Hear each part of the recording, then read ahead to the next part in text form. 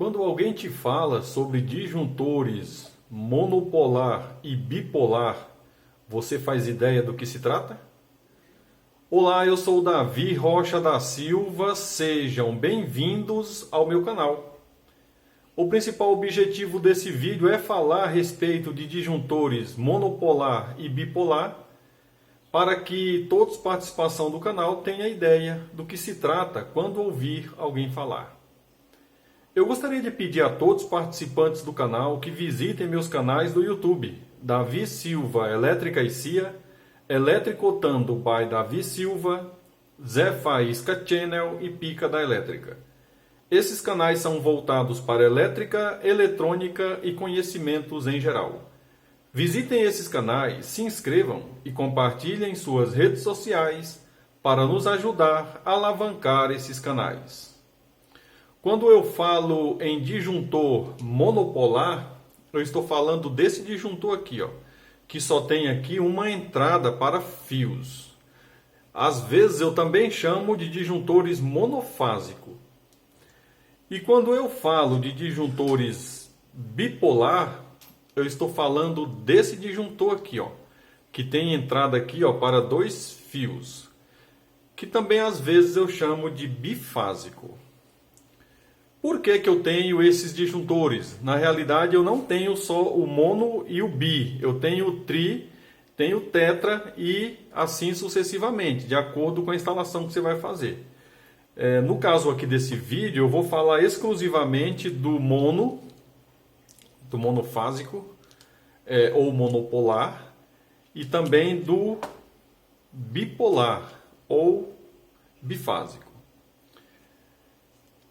De acordo com a norma ABNT NBR 5410, eu devo usar disjuntores monopolar ou monofásico em instalações que eu só tenho uma fase energizada. Normalmente, quando é fase neutro, que eu recebo na minha instalação aqui na região que eu moro, duas fases 110 e um neutro. Então, para cada circuito 110 volts, que seria fase neutro, eu uso um desse aqui sempre na fase, nunca no neutro, nesse tipo de instalação que eu estou falando. E de acordo com a norma, o bifásico ou bipolar, que é esse aqui, eu sempre deveria usar em circuitos 220 volts, que seria duas fases energizadas. Normalmente, a recomendação é para chuveiros, torneiras elétricas, motores, tudo que for 220 volts, tudo que você precisar de ter duas fases energizadas. O que tem acontecido muitas vezes? Eu estou falando da localidade que eu moro. Como comprar um desse aqui, comprar dois desses, muitas vezes sai mais barato que comprar um desse. Tem gente que opta por comprar dois desse e colocar no lugar que deveria ter esse. Na região que eu moro, por exemplo, nos padrões elétricos de entrada, é proibido nós termos dois desse aqui, ó. Obrigatoriamente precisa ter um desse. Quando eu falo um desse, na mesma amperagem, tá? Vamos imaginar que fosse 50 amperes, tem gente que põe dois desse de 50 no lugar de um desse de 50, tá? A norma aqui das concessionárias de energia, nós precisamos ter um desse aqui lá no padrão elétrico de entrada. Isso é norma. Quando os técnicos da concessionária chegam e ao chegar lá observar que tem dois desse aqui, eles vão embora e não faz a ligação, colocando a razão pela qual não foi feita a ligação lá na ficha de recusa, que é um formulário que a concessionária de energia usa para justificar o motivo, razão pelo qual aquele relógio não foi instalado ou aquela ligação não foi habilitada por eles. E é justamente por isso que quando eu faço o padrão elétrico de entrada, eu normalmente instalo desse aqui. Já aconteceu do cliente, por exigência dele, ele já ter o material, querer dois desse aqui. Mas eu o deixei ciente do possível problema que ele poderia ter. Já que ele tinha o material em mãos e ele exigiu, não, eu quero que você pode fazer com esse material para mim? Não, eu posso fazer. Se você não quiser comprar o outro, que seria um único desse aqui, E já que você tem todos os materiais monopolar, eu vou montar tudo para você. O que você precisa fazer é, na solicitação de ligação, você deixar isso bem claro, que foi uma exigência sua de colocar esse material.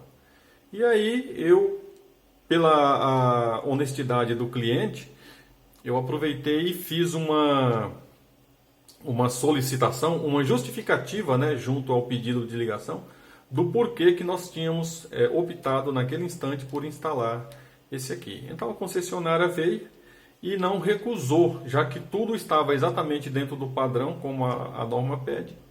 Eles fizeram a ligação e o relógio do cliente está funcionando. Mas é claro que é padrão, é norma, tá? No padrão elétrico precisa ter esse disjuntor aqui, ó, monopolar, bipolar, né?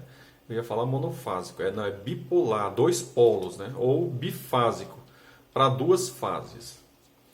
No lugar desse aqui, que tem muita gente que tem por hábito já virar padrão colocar isso aqui, instalar e dizer para o cliente que está tudo certo, né? Muitas vezes um padrão elétrico com esse disjuntor aqui, ele custa algo em torno de R$100 mais caro do que um que tem 2 desse aqui. Mas a pessoa que fornece o padrão não avisa para o cliente que a norma impede de ter esse disjuntor no local.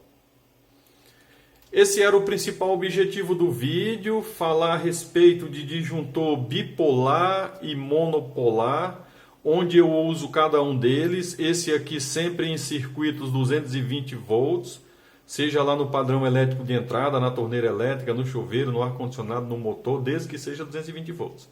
E esse aqui sempre nos padrões 110 volts, seja em lâmpadas, tomadas simples e assim sucessivamente. Eu peço a todos os participantes que visitem meus canais e ao visitar, se inscrevam, dê um joinha, compartilhem nossos vídeos nas suas redes sociais, porque quando vocês fazem esse compartilhamento e não comportamento, o YouTube entende que tem algo de interessante naquele canal e passa a divulgar os vídeos ou o canal para mais pessoas. Eu sou Davi Rocha da Silva, simples assim.